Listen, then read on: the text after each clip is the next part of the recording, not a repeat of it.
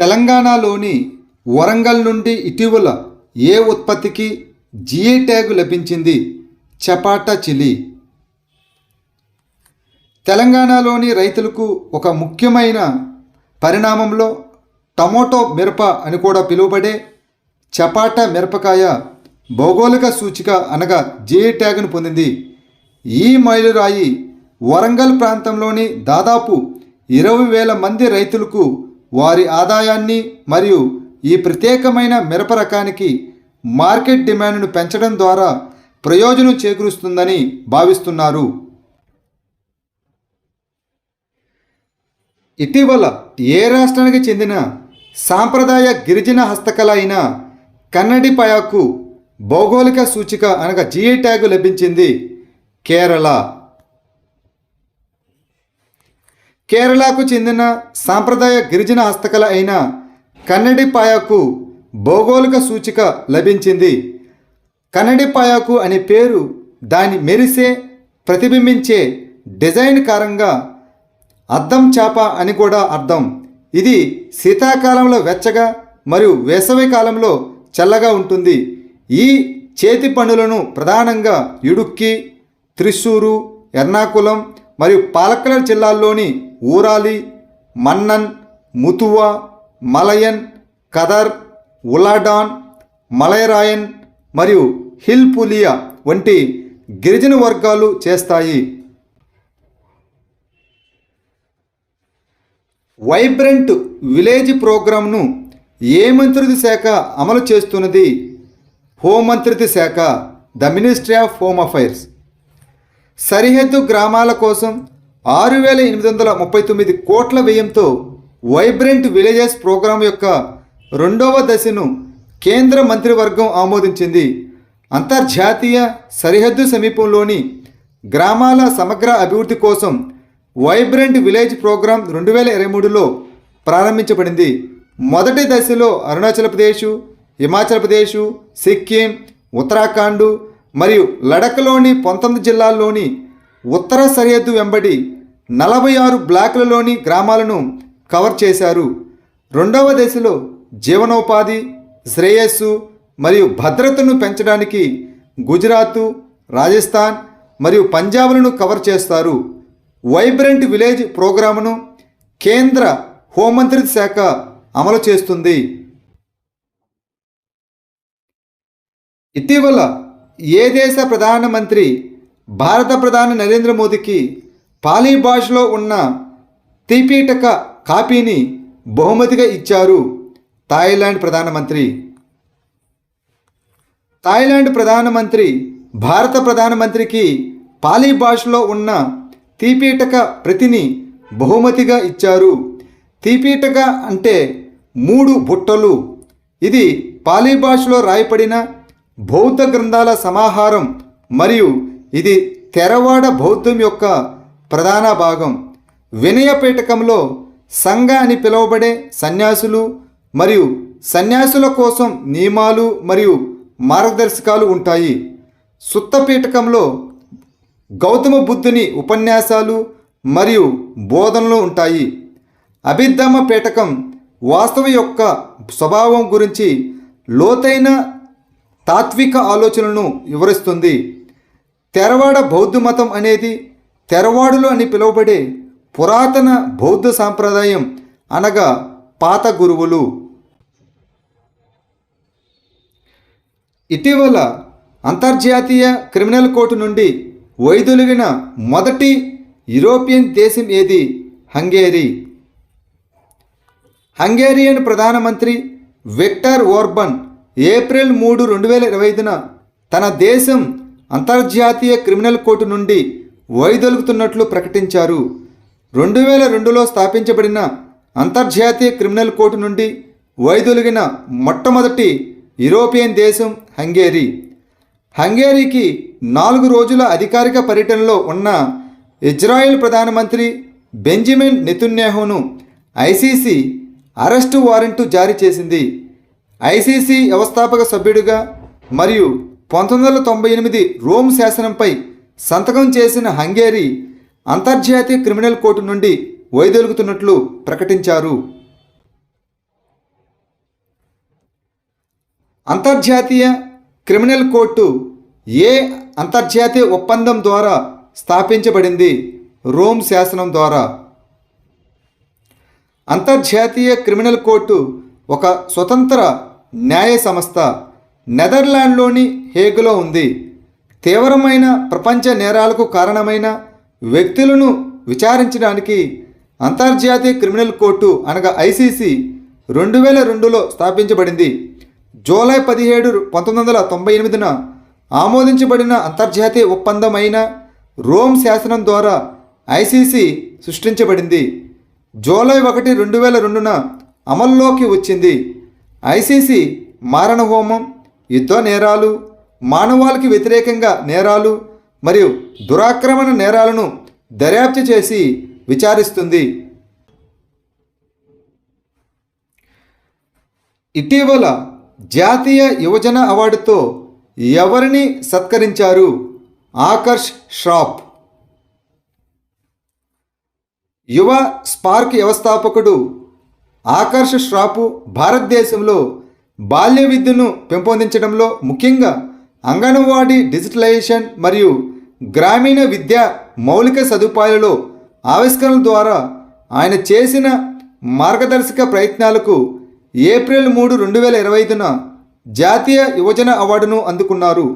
సామాజిక నిబద్ధతకు జాతీయ గుర్తింపు యువజన వ్యవహారాలు మరియు క్రీడల మంత్రిత్వ శాఖ ఏర్పాటు చేసిన జాతీయ యువజన పురస్కారాన్ని ఏటా 30 లోపు జాతీయ అభివృద్ధి మరియు సామాజిక సేవకు ఆదర్శప్రాయమైన నిబద్ధత చూపిన వ్యక్తులకు ప్రదానం చేస్తారు. ఐఎస్ఎస్ఎఫ్ అనగా ఇంటర్నేషనల్ షూటింగ్ స్పోర్ట్స్ ఫెడరేషన్ ప్రపంచ కప్ 2025 ఇటీవల ఎక్కడ ప్రారంభమైంది? Buenos heirs, Argentina. ఐఎస్ఎస్ఎఫ్ ప్రపంచ కప్ 2025 అధికారికంగా అర్జెంటీనాలోని బ్యూనస్ ఎయిర్స్లో ఏప్రిల్ 3, 2025న ప్రారంభోత్సవంతో ప్రారంభమైంది. ఏప్రిల్ 1 నుండి 11 వరకు జరుగుతున్న సీజన్ ప్రారంభ కార్యక్రమంలో రైఫిల్, పిస్టల్ మరియు షాట్గన్ విభాగాలు ఉంటాయి. 2025 UNCTAD readiness for frontier technologies ఇండెక్స్లో భారతదేశం యొక్క ర్యాంక్ ఎంత? 36వ. United Nations conference on trade and development అనగా యుఎన్సిటిఏడి విడుదల చేసిన 2025 టెక్నాలజీ అండ్ ఇన్నోవేషన్ రిపోర్ట్లో భారతదేశం 170 దేశాలలో 36వ స్థానంలో నిలిచింది. ఇది 2022లో 48వ స్థానంలో ఉంది. ఫ్రాంటియర్ టెక్నాలజీస్ కోసం సంసిద్ధత సూచికలో ఇన్ఫర్మేషన్ అండ్ కమ్యూనికేషన్ టెక్నాలజీ, నైపుణ్యాలు, పరిశోధన మరియు అభివృద్ధి అనగా R&D, పారిశ్రామిక సామర్థ్యాలు ఉన్నాయి. భారతదేశం, బ్రెజిల్, చైనా మరియు ఫిలిప్పీన్స్ వంటి దేశాలు తక్కువ ఆదాయాలు ఉన్నప్పటికీ బాగా పనిచేస్తున్నాయని మరియు సాంకేతిక మార్పులకు త్వరగా అనుగుణంగా ఉండాలని ఈ నివేదిక తెలిపింది. భారతదేశం అంతటా అంగన్వాడీ కేంద్రాలను ట్రాక్ చేయడానికి ఉపయోగించే మొబైల్ ఆధారిత అప్లికేషన్ పేరు ఏమిటి? పోషన్ ట్రాకర్. భారతదేశంలోని అన్ని అంగన్వాడీ కేంద్రాలు ఇప్పుడు పోషన్ ట్రాకర్ మొబైల్ అప్లికేషన్లో నమోదు చేయబడిందని కేంద్ర మహిళా మరియు శిశు అభివృద్ధి మంత్రిత్వ శాఖ ప్రకటించింది. పోషన్ ట్రాకర్ అనేది మొబైల్ ఆధారిత సాధనం. ఈ యాప్ మిషన్ సాక్షం అంగన్వాడీ మరియు పోషన్ 2.0 అనగా ప్రధానమంత్రి సమగ్ర పోషకాహార పథకంలో భాగం. ఇది పోషకాహార లోపాన్ని ఎదుర్కోవడానికి అంగన్వాడీ సేవలు, పోషణ్ అభియాన్ మరియు కౌమార బాలికల అనగా 14 నుంచి 18 సంవత్సరాలు పథకాన్ని విలీనం చేస్తుంది. 15వ హాకీ ఇండియా సీనియర్ పురుషుల జాతీయ ఛాంపియన్షిప్ ఇటీవల ఎక్కడ ప్రారంభమైంది? ఝాన్సీ, ఉత్తరప్రదేశ్. 15వ హాకీ ఇండియా సీనియర్ పురుషుల జాతీయ ఛాంపియన్షిప్ ఉత్తరప్రదేశ్లోని ఝాన్సీలోని మేజర్ ధ్యాన్చంద్ హాకీ స్టేడియంలో ప్రారంభం అయింది. ఈ నెల 15వ తేదీ వరకు జరగనున్న ఈ టోర్నమెంటు మార్చిలో జరిగిన సీనియర్ మహిళల ఛాంపియన్షిప్ మాదిరిగానే అనుసరిస్తుంది. నాసా యొక్క టెస్ మిషన్ యొక్క ప్రాథమిక లక్ష్యం ఏమిటి? ప్రకాశవంతమైన మరగుజ్జు నక్షత్రాల చుట్టూ ఉన్న ఎక్సోప్లానెట్ను కనుగొనడానికి. అంతర్జాతీయ ఖగోళ శాస్త్రవేత్తల బృందం ట్రాన్సిటింగ్ ఎక్సోప్లానెట్ సర్వే ఉపగ్రహం అనగా టెస్ ద్వారా 1000 కాంతి సంవత్సరాల దూరంలో ఉన్న కొత్త వెచ్చని బృహస్పతి రకం ఎక్సోప్లానెట్ను కనుగొంది. ఈ టెస్ అనేది ప్రకాశవంతమైన మరగుజ్జు నక్షత్రాల చుట్టూ తిరుగుతున్న ఎక్సోప్లానెట్లను గుర్తించడానికి మార్చి 2018లో ప్రారంభించబడిన నాసా యొక్క మిషన్. అసోలా బట్టి వన్యప్రాణుల అభయారణ్యం ఏ పర్వత శ్రేణిపై ఉంది? ఆరావళి. ఢిల్లీ అటవీ మరియు వన్యప్రాణుల శాఖ అసోలా బట్టి వన్యప్రాణుల అభయారణ్యంలో 45 మోషన్ బేస్డ్ కెమెరా ట్రాప్లను ఏర్పాటు చేసి వన్యప్రాణులపై డేటాను సేకరిస్తుంది. ఈ అసోలా బట్టి వన్యప్రాణుల అభయారణ్యం ఢిల్లీ హర్యానా సరిహద్దులోని ఆరావళి కొండ శ్రేణిలోని దక్షిణ ఢిల్లీ రిడ్జ్లో ఉంది. ఈ అభయారణ్యం రాజస్థాన్లోని సరిస్కా జాతీయ ఉద్యానవనం వద్ద ప్రారంభమై హర్యానా జిల్లాల గుండా వెళుతుంది మరియు ఢిల్లీ రిడ్జ్కు చేరుకుంటుంది. రొంగాలి బిహు పండుగ ఇటీవల ఎక్కడ ప్రారంభమైంది?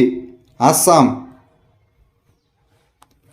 రొంగాలి బిహు, దీనిని బోహాగ్ బిహు అని కూడా పిలుస్తారు, అనేది భారతదేశంలోని అస్సాం రాష్ట్రంలో జరుపుకునే ఒక ప్రముఖ పండుగ. ఇది అస్సామీ నూతన సంవత్సర ప్రారంభం మరియు వసంతకాలం రాకను సూచిస్తుంది.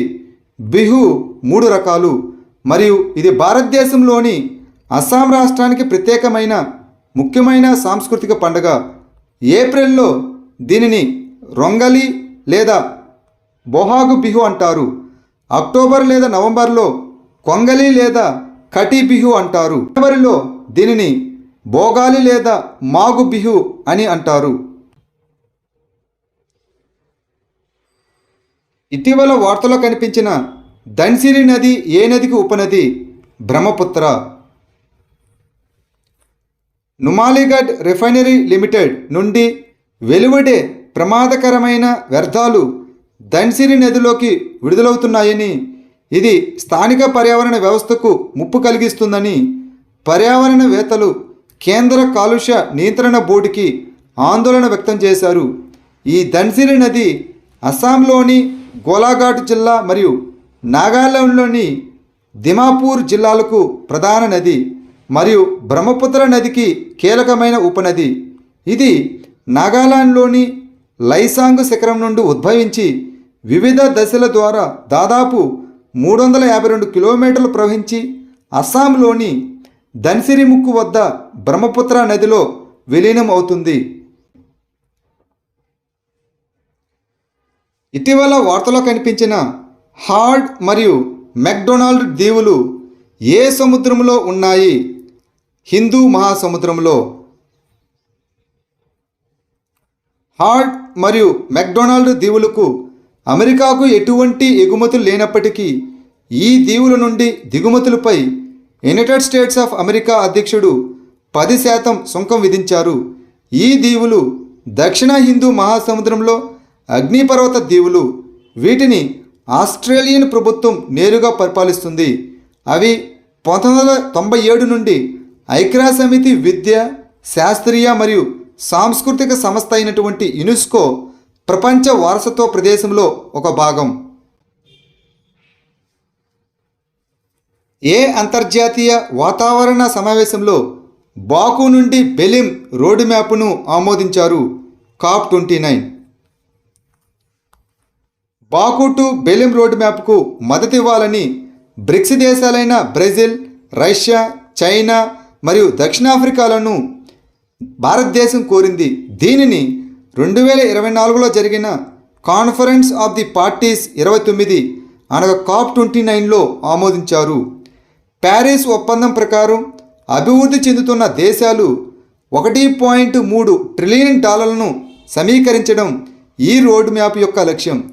కొనుగోలు శక్తి సమానత్వంలో బ్రిక్స్ దేశాలు ఇప్పుడు ప్రపంచ జనాభాలో 47% మరియు ప్రపంచ స్థూల దేశోత్పత్తిలో అనగా GDPలో 36% ప్రాతినిధ్యం వహిస్తున్నది.